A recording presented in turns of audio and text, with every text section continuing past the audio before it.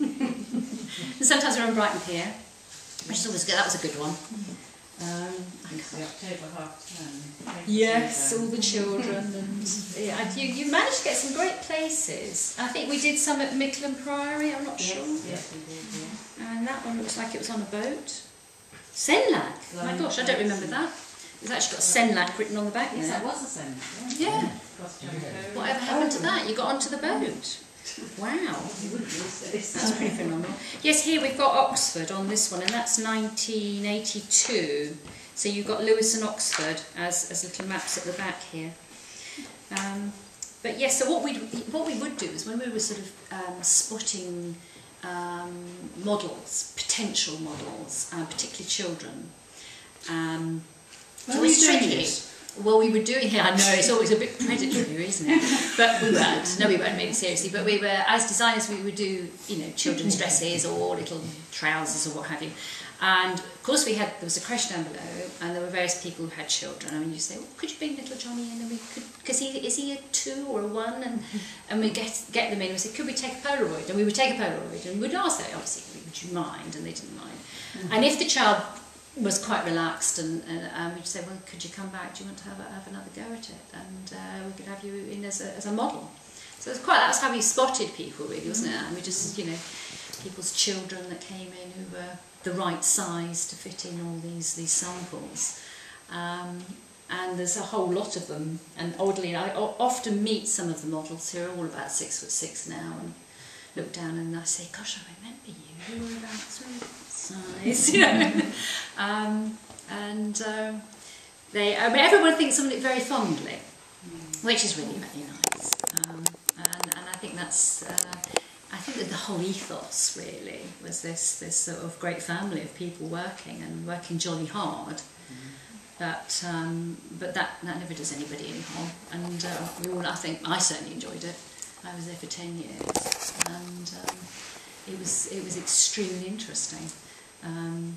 Certainly, I couldn't say that there were 2 days alike in all my sort of time there, because there was just so much going on. So what happened to it all? So what happened to it all? Gosh, well there's a story that I don't know all of it, but it was in the 90s, I believe, Anne, was it? 88. Sorry? I think it was 1988 we sold 1988, it. You sold it then, yes. The postal strike, and too much stock and computer problems. Yes, and it all went, and then it got There's sold. 400 staff and 7 shops at that stage. So that's, and we're always moving that's to a vast. warehouse or a new building, a warehouse, and purchasing. And so it's our knitwear supply. That's right. Yes, I mean, I always felt it was growing too quickly. It did go really fast. It did go incredibly fast. We were just, you know, 2 art students when we started it. Yes. No business experience at all.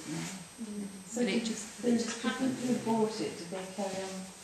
They did for a bit, yes. But he then moved it, didn't he? He moved a design studio to London. He was our knitwear supplier, he did t-shirts and jumpers. But it changed. Peter Bailey. And he started outsourcing stuff all around the world, really. And then he sold it to And Freeman's, he sold it to Freeman's. the catalogue people. And Freeman's, I think they did a special lot for 1 or 2 seasons. They did something odd. Somebody said to me whether this was true. They actually it changed from being kit form, did it not? I thought I heard that it changed. They produced something very similar, but it was mostly made up. But I wasn't sure. It didn't appear to. I know, really saw It changed completely, and then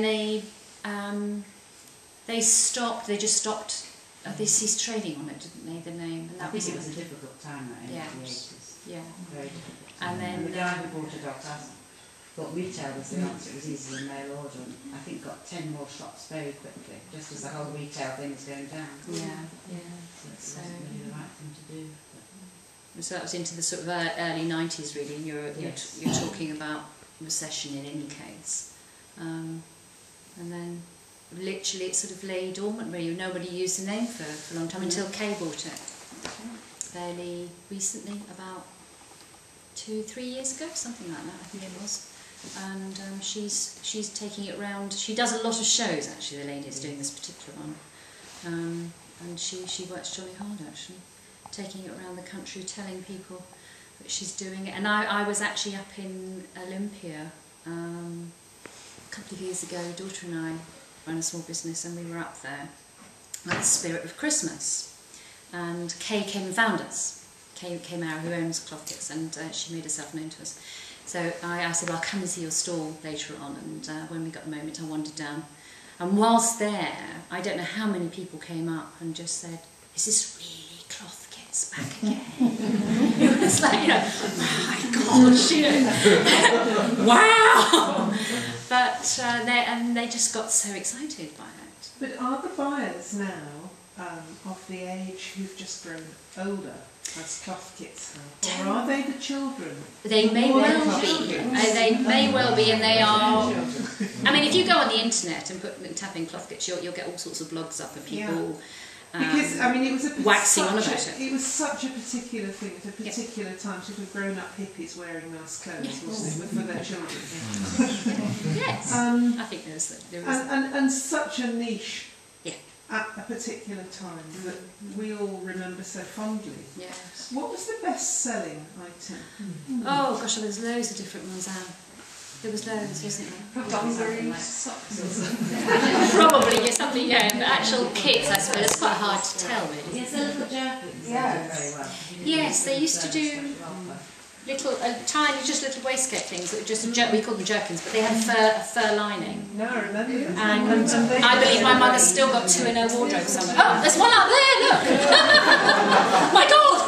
Where did that come from? Well, Beautiful. yeah. And they were really warm.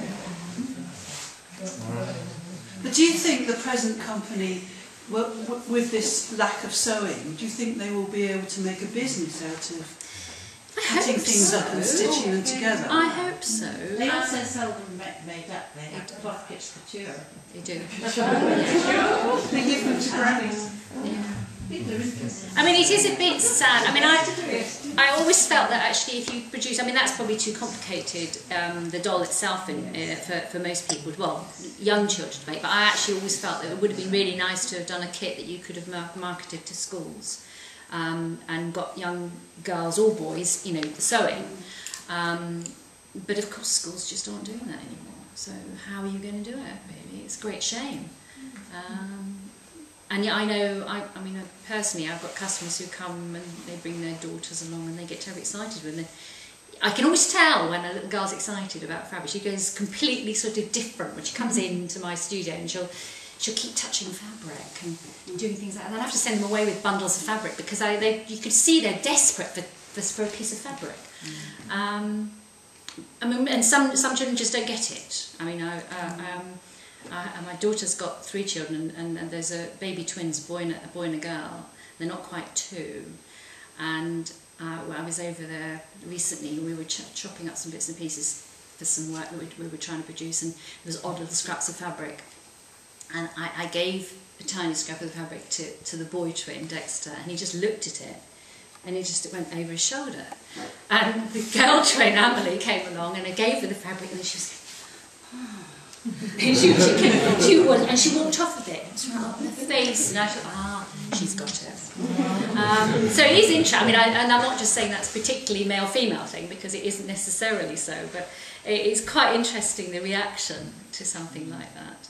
But I think it's a bit of a shame, really. I think, you know, easy kits for young children to make, like something simple like the doll's clothes, would be quite a good way of getting children back into sewing. But I'm not sure the schools have got the health and safety in place for that one. I expect there'll be all sorts of issues with scissors and pins and needles, which is a great shame. I think my grandson's at Priory, and a couple of years ago, they had to do a cushion. Oh, they right. did black and white. Yes. And I think the design technology or something, Yes. he decided to do musical notes in black. Mm-hmm. My daughter and I, we sort of set him off a bit. He was whizzing around doing the applique around these notes. It was really quite complicated. Well, he's really rather good. But he's learned that. No, that's good. So, I mean, Pleased to hear that. sometimes they learned Yes, something. yeah.